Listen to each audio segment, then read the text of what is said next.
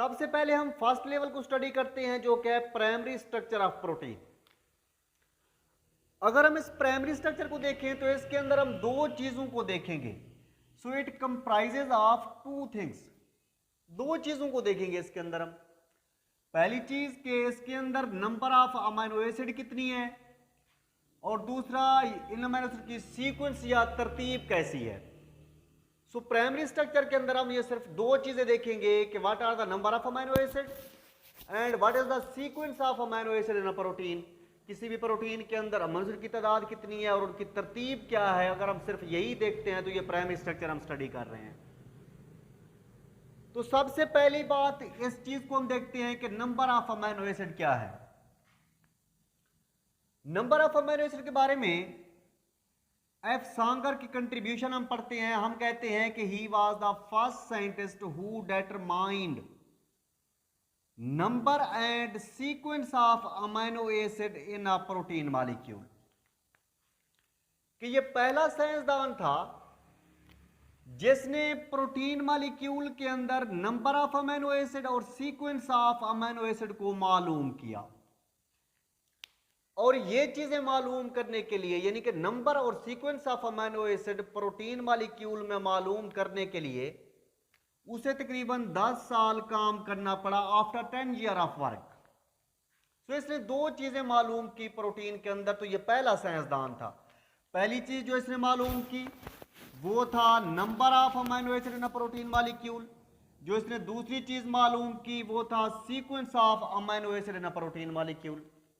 ये दो चीजें इसने प्रोटीन मॉलिक्यूल के अंदर मालूम करके बताई।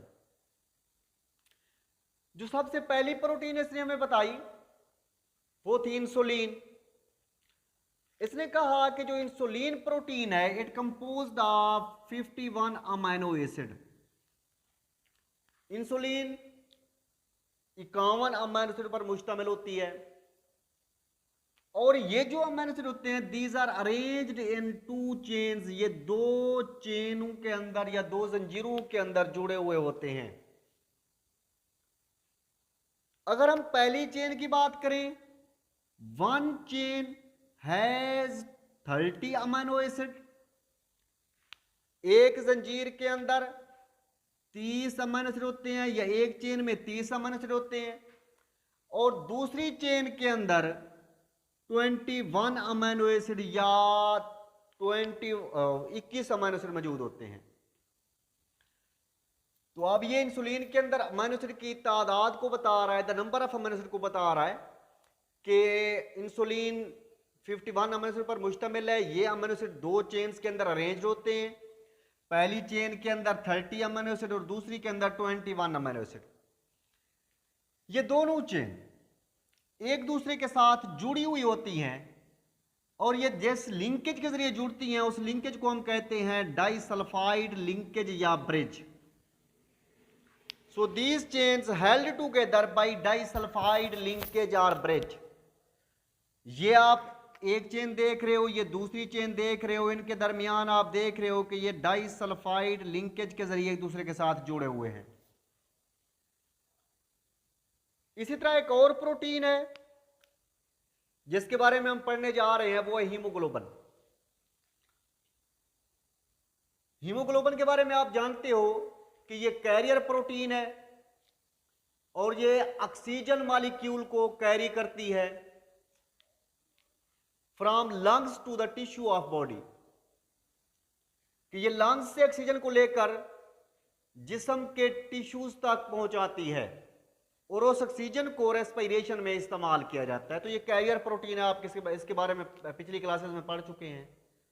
यहां पर हम इसकी कंपोजिशन या इसके अंदर नंबर ऑफ अमीनो एसिड को देखेंगे। तो अगर हम हीमोग्लोबिन की बात करें तो haemoglobin composed of 574 amino acids.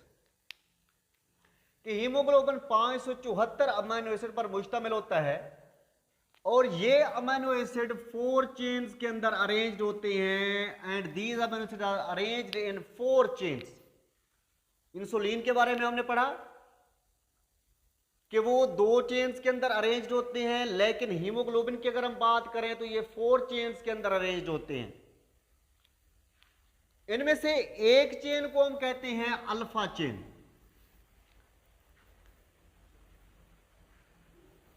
अब अल्फा चेन्स कौन सी हैं? ये पहली टाइप है इन 4 चेन्स में से, पहली टाइप की अल्फा चेन्स हैं। अल्फा चेन्स की तादाद 2 होती है। There are 2 alpha chain in haemoglobin. Haemoglobin के अंदर अल्फा चेन की तादाद 2 होती है और हर अल्फा चेन के अंदर 141 अमीनो एसिड या 141 अमीनो एसिड मौजूद होते हैं। इसी तरह अगर हम बीटा चेन की बात करें तो हीमोग्लोबिन के अंदर 2 बीटा चेन्स होती हैं। There are 2 beta chains in haemoglobin. Haemoglobin के अंदर अल्फा चेन्स की तरह बीटा चेन्स की तादाद भी 2 होती है। And each beta chain consist of 146 amino acid. Her beta chain के अंदर 146 अमीनो एसिड होते हैं। सो अब आपको पता चल गया कि 2 बीटा चेन हैं और 2 अल्फा चेन हैं, तो टोटल चेन्स की तादाद 4 हो गई। इसलिए हमने कहा था कि इसके 574 अमीनो एसिड 4 चेन्स के अंदर अरेंज्ड होते हैं। अगर हम बात करें इन 2 चेन्स की तो 141 अगर हम इनको जमा कर लें तो ये बनते हैं 182। और अगर हम जमा कर लें इनको तो 146 ये टोटल हो जाते हैं, सॉरी ये 282 और ये बनते हैं 292। अगर हम 292 के अंदर इसको ऐड कर दें तो ये बन जाते हैं 574।